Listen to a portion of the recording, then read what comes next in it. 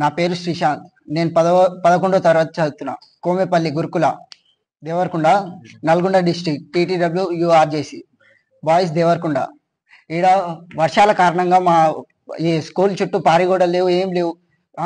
పాములు వచ్చే విష్ణు రాథోడ్, కొమ్మెపల్లి గురుకుల బాలుర పాఠశాలలో 9వ తరగతి చదువుతున్నాను. ఈ 2 రోజులుగా వర్షం భారీ ఎత్తున పడడం వల్ల మా స్కూల్ నలువైపులా వర్షం చుట్టుముట్టుకున్నది.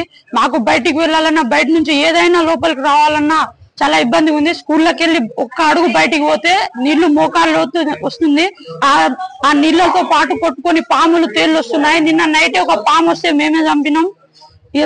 మొత్తం మాకు చాలా ఇబ్బంది. డ్రింకింగ్ వాటర్ కూడా ఇప్పుడు వర్షం కారణంగా డ్రింకింగ్ వాటర్ కూడా సరిగా రావట్లేదు. నైట్ పనుకుందామంటే కరెంట్ ఉండలేదు, ఏముండలేదు. అసలు మేము చాలా ఇబ్బంది పడుతున్నాం. కలెక్టర్ మేడం ఒకసారి వచ్చి చూసిపోవాల్సిందిగా కోరుతున్నాం. ఇంకా మాకు ఫుడ్ అయితే మంచిగానే ఉంది, కానీ ఏదైనా బయట నుంచి ఏదైనా రావాలన్నా, లోపలికి రావాలన్నా, ఏది చేయాలన్నా చాలా ఇబ్బంది ఉంది. చుట్టూ స్కూల్లో చుట్టూ మొత్తం నీళ్లతో నిండిపోయి ఉన్నది. మాకు పహారీ కూడా లేనందువల్లనే ఈ నీళ్లు లోపలికి వస్తున్నాయి. పహారీ కూడా ఉంటే నీళ్లు అసలు లోపలికి రావు. పహారీ కూడా తొందరగా కట్టియాలి. మాకు పహారీ కూడా లేదు. ఇక్కడ అదే పహారీ కూడా లేనందువల్ల మాకు చాలా ఇబ్బంది ఉన్నది. పహారీ కూడా తొందరగా కట్టియాలని పెద్ద అధికారులను కోరుతున్నాం. మా విద్యార్థులందరూ కోరుతున్నాం. ఎన్ఎంపీసీ ఇక్కడ ఈ గురుకుల పాఠశాలలో నేను చదువుకుంటున్నా. 2 రోజుల నుంచి ఇక్కడ భారీ వర్షాలతోటి మాకు సరౌండింగ్ మొత్తం వాటర్ తోటి ఫిల్ అయిపోయింది.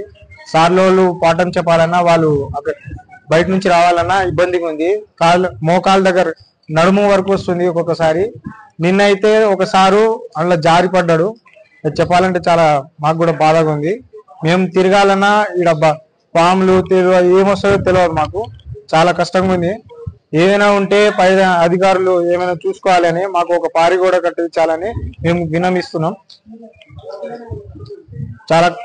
ఇంకా చాలా చెప్పాలంటే చాలా ఉన్నాయి. పారి కూడా లేదు. ఇంకా చాలా సార్లు మా ముందు ప్రిన్సిపల్ కూడా చాలా సార్లు కష్టపడ్డాడు పారి కూడా కట్టించాలని, జరగలేదు. పెద్ద సార్లు వాళ్ళు కూడా వస్తారు, వాళ్ళు కూడా కట్టిస్తామన్నారు కానీ కట్టియలే. ఇంకా మాకు తొందరగా పారి కూడా కట్టియాలని మేము స్టూడెంట్ నుంచి మేము కోరుతున్నాం. సార్లు వాళ్ళు కూడా అదే కోరుతున్నారు. మాకు అటు సైడ్ ఆ రోడ్ కూడా సరిగ్గా బాగాలేదు, అది కూడా బాగా చేయాలని కోరుతున్నాం మేము. నా పేరు ఎం శివరాం. నేను ఫస్ట్ ఇయర్ చదువుతున్నాను. టీజీటీడబ్ల్యూఆర్జేసి బాయ్స్ దేవరకొండ, కొమ్మపల్లి. అయితే ఇక్కడ వర్షం కారణంగా చాలా ప్రాబ్లమ్స్ వస్తున్నాయి. ఇక్కడ పాములు అవి నైట్ పూట వస్తున్నాయి. పారిగోడ లేకపోవడంతో ఊర్లో ఉన్న వాటర్ మొత్తం హాస్టల్లోకి వస్తున్నాయి. అక్కడ వాటర్ కూడా చక్కగా అందట్లేవు. బాత్రూమ్లలో కరెంట్ వస్తలేదు.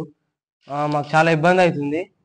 ఎవరు ఊర్లో సర్పంచ్ కానీ ఎవరైనా వచ్చి ఎమ్మటే ఇక్కడ చూసి వెళ్ళిపోతున్నారు.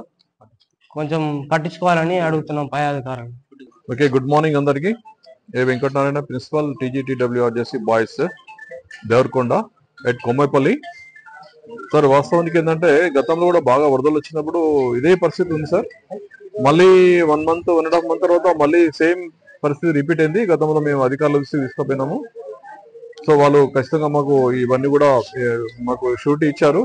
ఖచ్చితంగా వీటి అన్నిటి కూడా వరదలు రాకుండా దానికి సంబంధించిన అన్ని కూడా వాళ్ళు అరేంజ్మెంట్ చేస్తామన్నారు.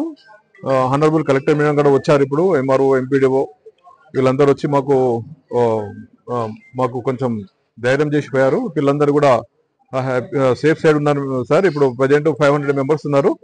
మార్నింగ్ బ్రేక్ఫాస్ట్ కూడా కంప్లీట్ చేసినాము.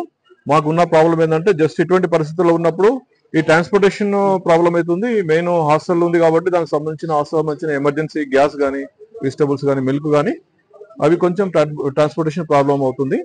దీనికి సంబంధించి మెయిన్ ఏంటంటే మనకు ప్రహారీ కూడా చాలా ఎమర్జెన్సీ మేడం సార్. ఇప్పుడు జనరల్ గా ఏంటంటే ప్రహారీ కూడా లేక వాటర్ అంతా కూడా ఇటువైపు వస్తుంది.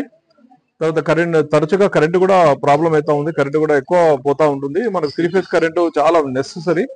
ఆ 3 phase కరెంట్ లేకుండా వల్ల ఈ అగ్రికల్చర్ కరెంటు మాకు సప్లై ఇవ్వడం వల్ల తరచుగా కరెంటు ప్రాబ్లం అవుతా ఉంది. పిల్లలకి స్నానప్పుడు కానీ తర్వాత తొందరగా ప్రిపేర్ కావడానికి వాళ్ళు కొంచెం ఇబ్బంది పడుతున్నారు. కాబట్టి మాకు భవిష్యత్తులో ఇవన్నీ కూడా మాకు అరేంజ్ చేస్తే ఇంకా మేము మంచి రిజల్ట్స్ తీసుకొస్తాము. పిల్లలందరూ సేఫ్ సైడ్ ఉంటాము. వాటర్ యూజ్ చేస్తున్నాం సార్. అది వస్తుంది, సప్లై వస్తుంది. ఇప్పుడు బోర్వెల్ ఒకటి నడుస్తలేదు, మిషన్ బయట వాటర్ మేము ఓపెన్ చేసినాము. వాళ్ళు డ్రింకింగ్ వాటర్ అది యూజ్ చేసారు. వంట కూడా నడుస్తూ ఉంది, నో ప్రాబ్లం.